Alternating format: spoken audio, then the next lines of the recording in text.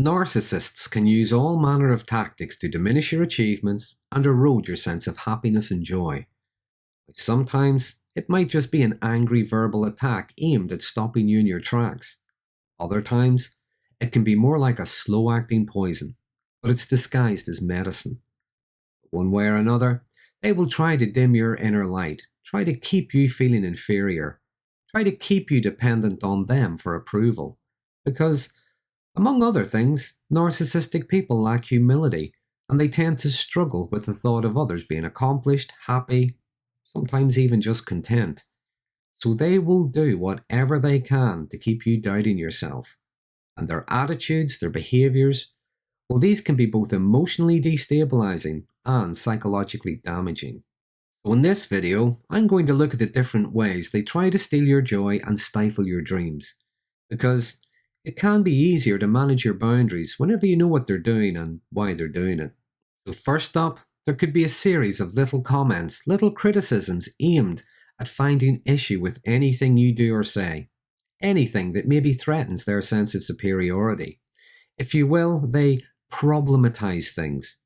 They try to make it difficult for you to think clearly by leading you to believe that your happiness, your achievements, are maybe a moral or an ethical issue. For instance, your achievements take something away from them or maybe someone else. Your enjoyment is selfish because it's all about you. They might even use terms they have probably picked up on social media. They might claim that your happiness is just toxic positivity. But they'll try to show their moral or intellectual superiority. They'll go looking for fault, looking for offence. They will look for anything they think will disqualify your achievements and undermine your sense of happiness. Another tactic they use is to take your focus off your accomplishments or your good news by creating diversions. And this would typically be in any situation where they're maybe not the centre of attention. So they might pick a fight over something pointless, maybe become all moody and withdrawn, or even perform some kind of illness in front of you. Now it is really a childlike, often poorly thought out tactic, but it is aimed at shifting the focus away from your moment and you, and back onto them and their need for attention.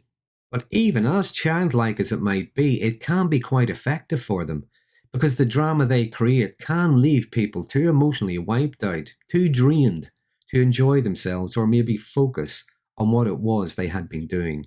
Next, another way they steal your joy is through a slow, sometimes low-level process of undermining, disapproval, and belittling. So it's more like death by 1,000 cuts rather than a dagger in the heart. So there could be a series of little passive-aggressive digs just to chip away at your confidence and your enthusiasm a piece at a time. There could be subtle put-downs, sarcasm, backhanded compliments, and unnecessary and indeed unwarranted criticism. Now in some cases, they might even think they're being quite clever, rather than just tell you they don't want you doing something. Instead, they will tell you this terrible tale of woe to try to talk you out of it. For instance, they know someone who tried that and it was awful. The dog got sick, the cat fell over, all the children cried, and the whole thing was in a dreadful state. And you're supposed to get the message that it's a bad idea. But similarly, they'll also target your self-doubt. For instance, you want to learn a new skill. Well, you might hear something like, I know someone who tried that and they found it really difficult. What chance do you think you have? They're implying that they know you better than you do. They're also implying that you're not capable. Moving on, narcissists have had a lifetime to learn how to diminish and devalue others, and they can be very good at zeroing in on any tiny flaw or discrepancy to make your ideas, your projects, either seem worthless or a bad idea. And it's a similar tactic they use whenever you try to explain yourself or defend your position. They'll use semantics to destroy your questions or your opinions. If your point is invalid because maybe you mispronounced something, or what you said was a lie because it wasn't word for word what you said 2 years ago. But they can also try to shoot down your excitement through just being disinterested. There could be eye rolling, just maybe a wave of the hand. Whatever it was you achieved wasn't that big a deal because anyone could do it. They might even pretend they're just too busy and you're being a nuisance. They haven't got time to hear about your exciting new job because, well, the moment they're reading the ingredients on the back of the milk carton. But the relentless, low-level negativity and rejection is meant to make you doubt yourself and to devalue the things that you consider worthwhile. It's to have you suppress your thoughts, your feelings, and maybe not to have ideas above your station. And this can slowly eat away at your self-esteem and your confidence. Next, there can be a rewriting of your sense of reality, commonly referred to as gaslighting. So they'll deny your experiences, they'll twist facts, they'll rewrite history, and make you doubt the things that you've seen, the things that you remember. They'll try to get you to doubt your own sanity.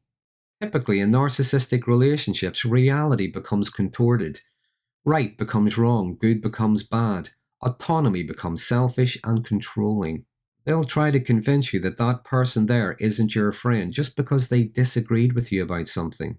They'll try to convince you you couldn't have had a good time doing that because of this completely unrelated thing that happened.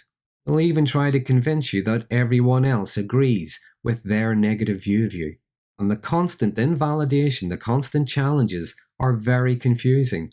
They can make you question your own judgment and your own values. And over a period of time, constantly being gaslit can lead you to distrust your own intuition and make you more dependent on the narcissist's version of reality and less confident in yourself. But then, that is usually the goal. Now, another common way a narcissist can try to not only end your joy, but prevent you having any in the first place, is to isolate you from any kind of support network you may have. They'll try to isolate you from friends, colleagues, family, pretty much anyone who can see your worth. They can subtly, sometimes not so subtly, criticize people who support and encourage you. They might suggest that they're a bad influence or that they're only using you. They could exaggerate something someone may have done or said that could be considered as evidence of their bad character. They could stir up conflicts that make it hard for you to choose between them and your support network. But the aim here is usually to try to get rid of external voices that might challenge the narcissist's perspective, because they need their narrative to have dominance to weaken your sense of self-interest. But they can also try to cut you off from your interests, the things that you enjoy. They might complain about how much time and money you waste on your hobbies. That 1 hour a week you spend, well, that's far too much. They might complain they never get to see you or that you think more of that than you do of them. And by leading you to believe that you're wasting time, resources, or neglecting them, well, they're targeting your sense of guilt just to tighten their control over you. Next, there can be constant comparisons to try to make you feel insecure and jealous. For instance, no matter what you've done, well, they've done something even better. No matter what you consider to be worthwhile, they can find fault with it. They can even bring in other people to try and triangulate you, just to keep putting you down. Now, an example would be a friend of mine. She told me that at her graduation, just after she'd received her degree, which was a 2-1, well, her mother pointed out that her friend had gotten the first, and she then made a big deal out of congratulating her friend, never said anything to her. The aim with the constant comparisons is to remind you that you're inferior. Maybe you shouldn't think too highly of yourself. So your enthusiasm gets choked by self-doubt and anxiety as they try to make you dependent on them for approval, which they typically withhold. Lastly, there can be direct threats. For instance, if you enroll in that class, that's it, you and me are finished, I will never speak to you again. Now, the aim here is to browbeat you into choosing their attention and their approval over your own best interest. They're also making you responsible for whatever it is they do next. But here's the thing. Whether or not they ever choose to speak to you again, that's their choice, not yours. You're not making them do anything. If you think about it, they've painted themselves into a corner, not you. But regardless of how they do it, narcissistic people will try to chip away at your self-confidence and your self-esteem, because they generally only get to feel good about themselves if they're feeling better than others. And the various tactics are all aimed at making you feel inadequate, inferior, or selfish, and to shift your focus from your own best interests and onto them. Now, spotting these patterns of behaviour and recognising the motivations behind them is one of the first steps in setting boundaries. Also, learning not to waste energy second guessing yourself, hoping for their approval.